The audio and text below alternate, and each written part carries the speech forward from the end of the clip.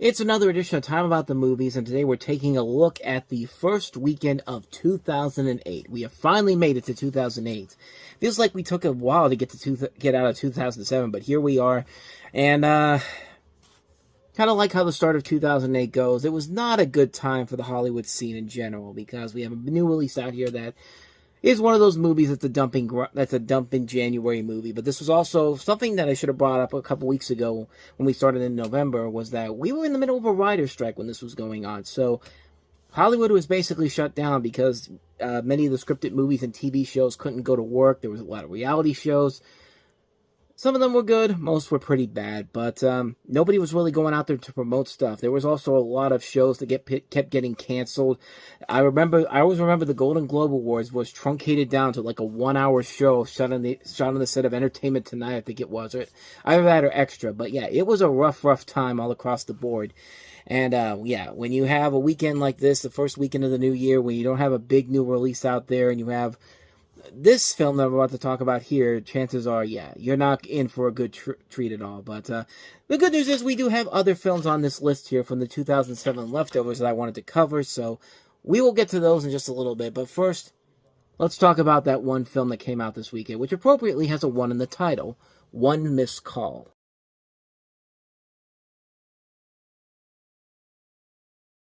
I mean, come on.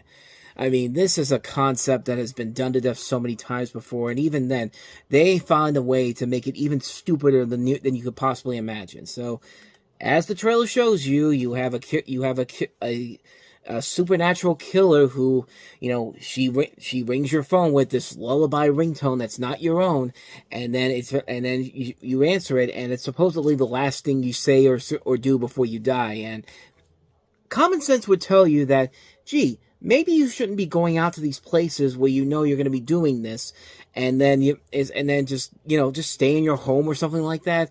Like there's literally a part where the first girl we see that gets killed literally gets hit by a train, and yet she still somehow, some way finds a way to dial her phone.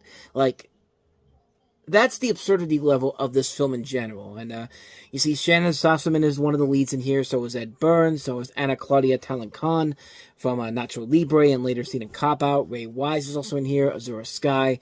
And yeah, it's a pretty bad movie. It's been declared one of the worst J-horror remakes ever made, which, it's very tough to say because we are going to get a lot of J-horror remakes with everybody trying to cash in on The Ring and The Grudge success in 2008, because we got this, and then coming up we've got The Eye, and then Shudder.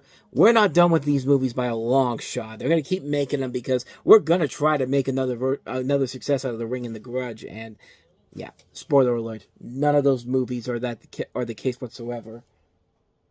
I really thought I heard a noise there for a second. I thought that was my phone I thought that was actually the ringtone going off, but no. Maybe I'm just hearing things. But anyway, yeah, that's One Missed Call. Bad film. What more do you got to say? It's the perfect film to release on the dumping month of January. But with all of that said, though, now let's get to the films that are actually worthwhile. The ones that we didn't talk about last year. Not all of these are worthwhile, but they're films that are notable enough for me to talk about here. So let's go ahead and start off with the first one I have here.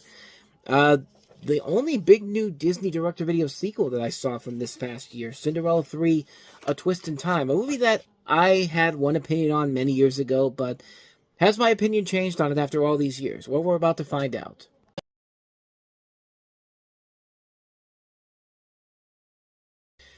So yeah, Cinderella 3, as you can see from the little teaser there, Lady Tremaine gets her hands on the fairy godmother's wand, and it basically evaporates the fairy godmother out of the way and turns back time to the day Cinderella tries on the glass slipper, basically enlarging the slipper to fit one of the stepsisters, Anastasia, and erases Prince Charming's memory of meeting Cinderella.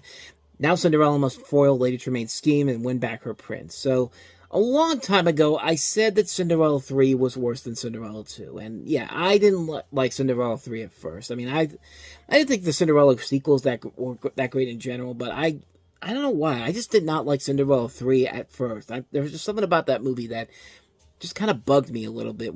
I don't know what it was, but I watched it again about 10 years later, and yeah, it's actually a lot better than I remembered it would have been. I mean, it was initially a movie that I thought was just going to be a film that I watched and it's just like, okay, I remember why I didn't like this movie, but no, this is actually a much better movie than I ever thought it was. I would even say it's a better follow up to Cinderella than Cinderella 2 was.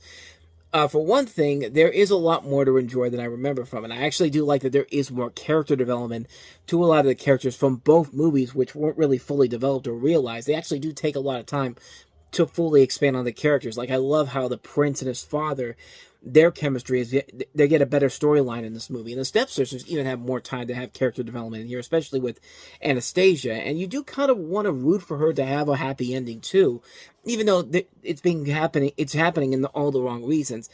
But the animation in here is a lot better than I remembered. I guess I remember this was the time when the direct-to-DVD movies were slowly but surely kind of dying down a little bit. They weren't being seen as, the most memorable movies in general, were being largely forgotten. But yeah, this was one of those ones where they really did a good job of, upping the budget here. And it really, like with Bambi 2, they do a great job of capturing the spirit of the original movie and showing that the animation studio really did put a lot of attention to detail on how to recapture the original animation style. But like I said, I think it was because they knew that this was kind of beginning the downward end of of these direct-to-video sequels, is because they weren't coming out as many as they usually were.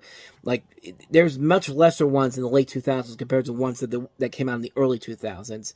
But on top of that, I just think it's a much better movie than I ever thought it was. It's a well done story. The voice work overall is really good. The twists and turns they pull in here are very impressively done. It is a much better movie than I remember it, and it does a good job of taking both the best and worst aspects of the original Cinderella films and making them work. It's one you should definitely check out. It's actually one of the better Disney direct-to-video sequels out there, and it's one you should definitely check out. It's definitely one that I was completely wrong on when I first saw it, but I am glad to finally see what everyone else has been seeing after all these years. So that's Cinderella 3. Let's go ahead and move on to the next movie. A movie that I thought I covered when this came out, but I guess not. Paul Verhoeven's latest film, Black Book.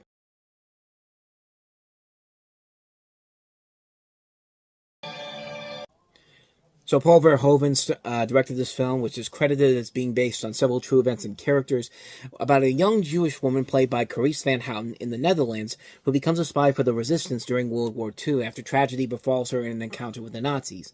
This is actually Paul Verhoeven's first film he's made in the Netherlands since The Fourth Man back in 1983, before he eventually moved over to the United States, where he started off pretty good with a couple of movies, RoboCop, Total Recall, Basic Instinct, and then after Showgirls, it was all the kind of downhill from there. I mean, he did have I thought he had a couple of films here and there that weren't actually that bad, but, Starship Troopers wasn't bad, neither was Hollow Man, but this is the first movie he's made back in his native land, and it shows it plays very well to his strengths as a filmmaker as a whole. It's a very engaging movie.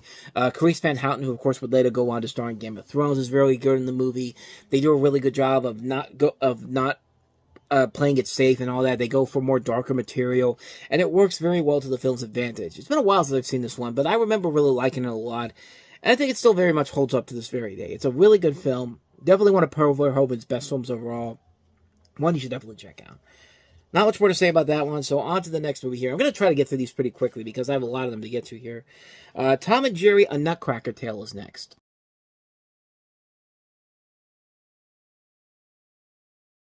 I wouldn't say this one got sugar plums dancing in my head, but I'll tell you this much.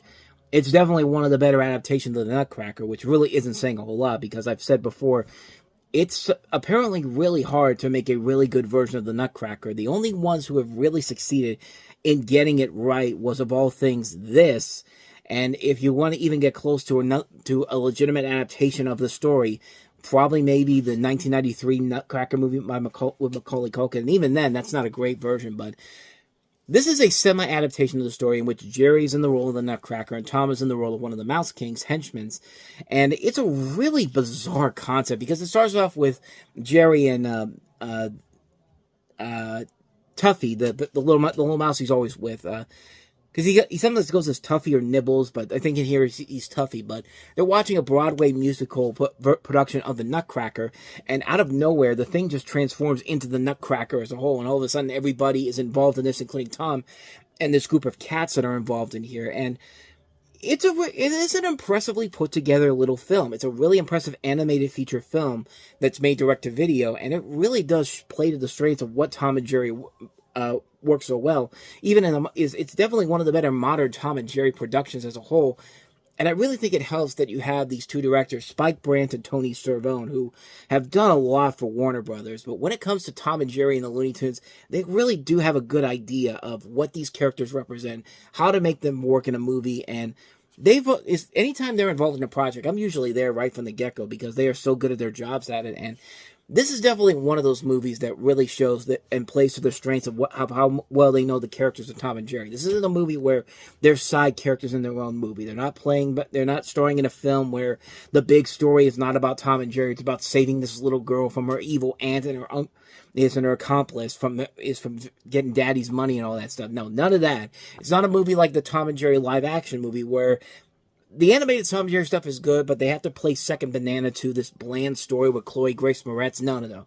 This is Tom and Jerry playing to the strengths of Tom and Jerry. Like, you get the classic Tom and Jerry gags in here with a good adaptation of the Nutcracker. I mean, like I said, it's not the best version of it, but then again, it's also kind of the best version of it considering how other bad adaptations of the story have been. And quite honestly, I don't think we'll ever see a good version of the Nutcracker. If Disney can't even make it work with Nutcrackers in the Four Realms, then you know that this story is going to be really, really hard for anybody to come in and make it work. And Tom and Jerry, they're one of the few ones that actually got it right. So you got to give them points for that. So not much more to say about that one. But Tom and Jerry and Nutcracker Tale, a Nutcrack Tale. That would be a much different movie in general. But Tom and Jerry, a Nutcracker Tale, I thought it was pretty good. So.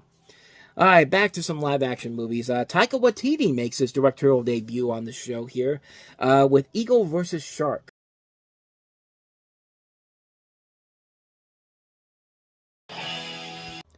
And this is definitely a film that plays to Taika Waititi's very interesting style of humor and comedy, which may not work for most people, but to me it kind of works overall. So yeah, I kind of enjoyed this film. In the film, you have in Wellington, you have a wallflower Lily who's inexplicably attracted to a loser named Jared. She's out of a job. He's nursing a decade-long grudge against someone who teased him in high school. When she accompanies him to his seacoast hometown, where he tends to take on his nemesis, she meets his father, his daughter from a one-night stand, and other family members, plus the memory of his talented dead brother. Jared treats Lily badly, invents a relationship with her dead brother's fiancée, and gears up for his fight. Will she finally have enough and go home? Yeah, this is kind of one of those movies that plays on the level of, do you want to annoy? Where's Taika Waititi at? Are we getting something on the level of something like Thor Ragnarok, or Jojo Rabbit, or Next Goal Wins, or Thor: Love and Thunder? Or are we getting something on the levels of something like one of his lesser movies? And this is definitely one of those ones that's on the level of his lesser movies. But keep in mind, this is his first film as a director, so his craft really isn't coming together just yet, but you can definitely see the cracks of what eventually would come from this director later on down the road. A lot of his regulars that he works with are in this film. Rachel House from Moana and Soul, Jermaine Clement, who of course is from Flight of the Conchords, Dave Fane. I mean, a lot of recognizable names in this movie that you'll be very familiar with, but as far as the film goes, it's passable, but yeah, it's definitely one of his more flawed films overall, so yeah. Mixed opinion on that one, but that's what you kind of have to expect from a director like Taika Waititi. So with that said, let's go ahead and move on to the next movie, the horror comedy Black Sheep.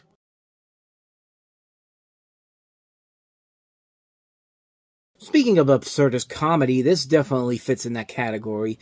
This is a movie about a group of people who must defend themselves when a genetic engineering experiment turns harmless sheep into bloodthirsty zombies. And judging by that trailer there, it's about as chaotic and as insane as you can get, but it's also kind of fun at the same time. It definitely is very reminiscent to old Peter Jackson works like Delicatessen, It's Alive. You could definitely see a lot from this movie. It's a shame this director, Jonathan King, never really went on to do anything in the States overall. Like, I don't know if he's done anything since then. He's done a couple of other movies, but I think the last thing he directed was Under the Mountain, which is a film I've never seen before, nor have I seen The Tattooist, but it really did feel like he was on his way to becoming a prominent director, similar to what Taika Waititi would eventually become. But yeah, it's a movie that is what it is. It's a chaotic film with these sheep going around killing people, and yeah, if you don't know what you're going into knowing what it is, chances are you're not going to like it. I knew about this film going into it. I had the time of my life. It was a good, silly, over-the-top film. I enjoyed it a lot. So yeah, Black Sheep. Not much more to say about that one. And not much more to say about the next movie either, and that is Rise, Blood Hunter.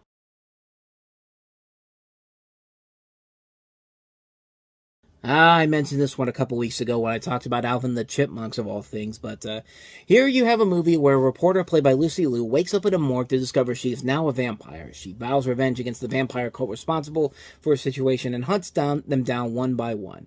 Michael Chiklis plays a haunted police detective whose daughter is victimized by the same group and seeks answers for her gruesome death. What I should also keep in mind is that this was directed by Sebastian Gutierrez, who is, of course, married to Carla Gugino.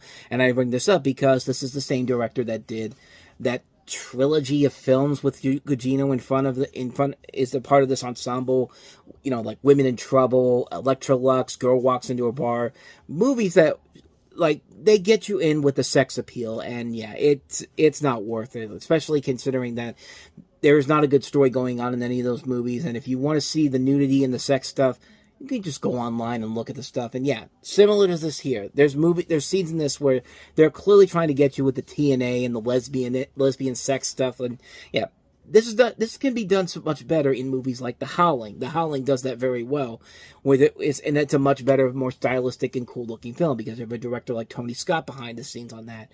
This is a film that is literally just a film that teases you with stuff that you can easily just go online and see. If you really want to see, nudity and lesbianism and all that type of stuff from this movie, just go to Celebrity Movie Archive and just look up the clips there. They're about as much as from this film as you're going to get from it, because other than that, the movie itself is pretty bland. It's pretty lackluster. The story isn't that clever. There isn't anything that interesting about it per se. It's a really boring film, and there's nothing about it that makes it work whatsoever. And yeah, this was the last thing Mako did before he passed away, and it doesn't help either. So yeah, this is one you can easily avoid. Rise, Blood Hunter. So with that said, let's get back to some more absurdist insanity, and that is Cashback.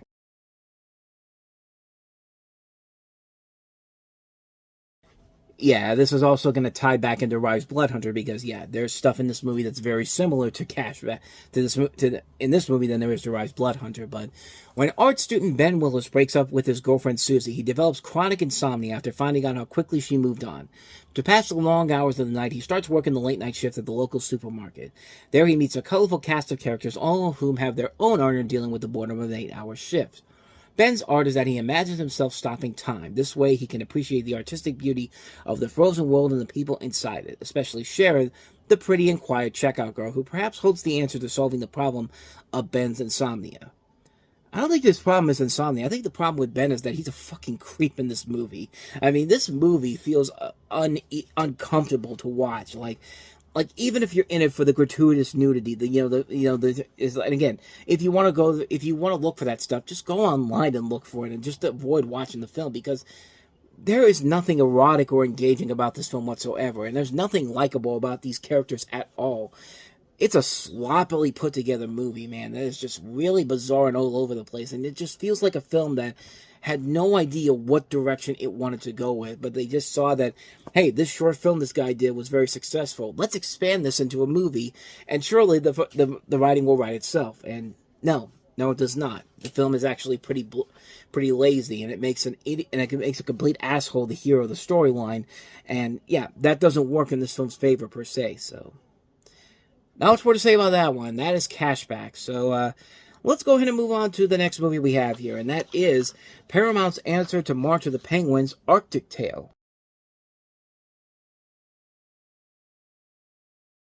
You have two narratives going on here. The life cycle of a mother walrus and her calf, and the life of a polar bear and her cubs used to illustrate the harsh realities of existence in the Arctic. And, yeah, it's a film that's clearly trying to capture the same magic that March of the Penguins did, but March of the Penguins did it with a much more engaging storyline and much more incredible visuals to look at here. Here, this is a film that is clearly trying to rip off the success of March of the Penguins and not doing it in a way that works in the film's favor overall. The stuff that they have here, yeah, it's cool to see the walruses and polar bears in this movie. They're cute to look at, but at the same time, there's really not that elevation there to make this stand out compared to March of the Penguins. And I think everyone was trying to copy what March of the Penguins was doing because not too long after this, Disney started off their own nature co-distribution company with Earth, and then following that with a couple movies of their own. But yeah, other than that, though, this is not a movie that's worth it. It's not a bad movie per se. It's definitely a lot better than the trailer makes it out to be. But yeah, seeing that trailer, that I think that turned a lot of people away in general. But yeah, this isn't a good. It's not a bad movie, but it's just not a great movie either. So mixed opinion on Arctic Tale. So let's move on to the next movie we have here, and that is High School Musical 2.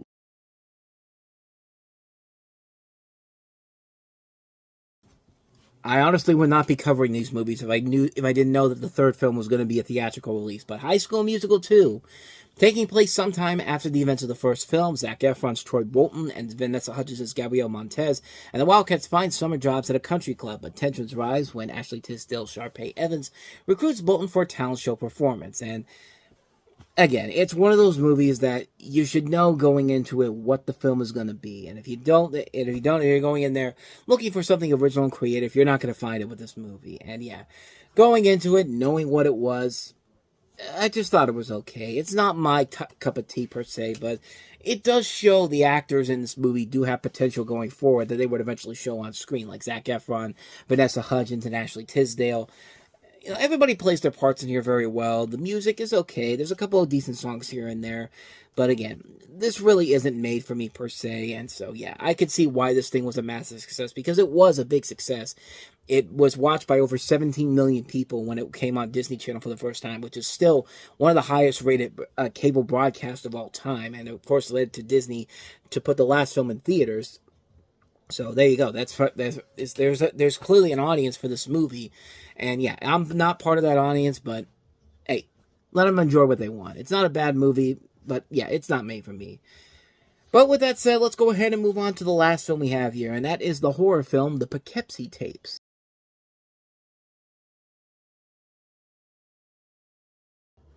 I mean, if anything about this movie stands out, it's that trailer. That trailer is so well put together, and that scene where the girl is in the middle of it's nighttime and she's walking into the kitchen and sees the killer, and tries to run away. That's something that's straight out of nightmares that I've seen before in my life. I've had nightmares like that where you try to get away, but it's too little, too late. Like, I mean, the trailer does a very good job of suckering you into this movie, thinking you're going to get something good here, but this was a film that was originally supposed to be released in 2008, February 2008, but it did premiere at the Tribeca Film Festival, and there was all these problems going on behind the scenes. Even though MGM had already put out this massive promotional campaign, they removed the film from the schedule, and they eventually just decided to dump the film out in theaters.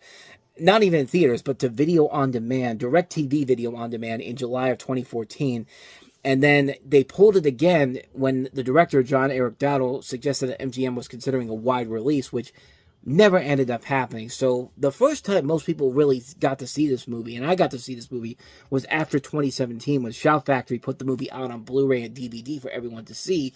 So after all these years, I finally popped it in, seeing that if the trailer was definitely going to deliver what the movie had promised, and or the movie was going to deliver what the trailer had promised, and no, it's your typical found footage movie that thinks it's trying to be smart and clever, but it's just something that looks very cheap and not scary whatsoever. The stuff that was in the trailer seemed like they took that out, and or either that or they made it less scarier than it should have been, because that stuff in the trailer still is in the back of my mind when I think about this movie. But other than that, though, everything else about the movie is just so pretentious, it's so bland, and it's so forgettable. It's a movie that should be so much more threatening and more terrifying than it actually is.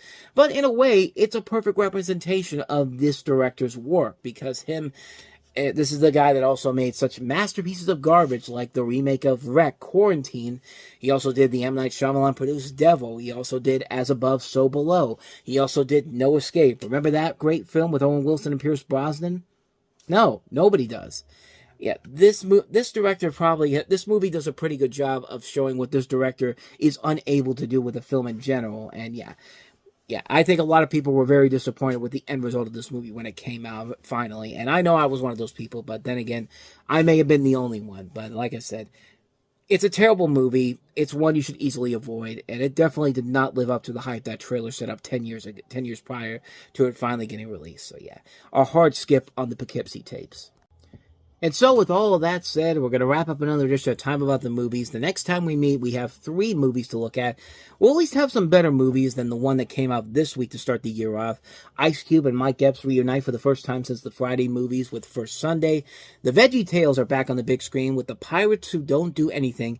And our own favorite Uwe Boll is back with another really bad video game adaptation.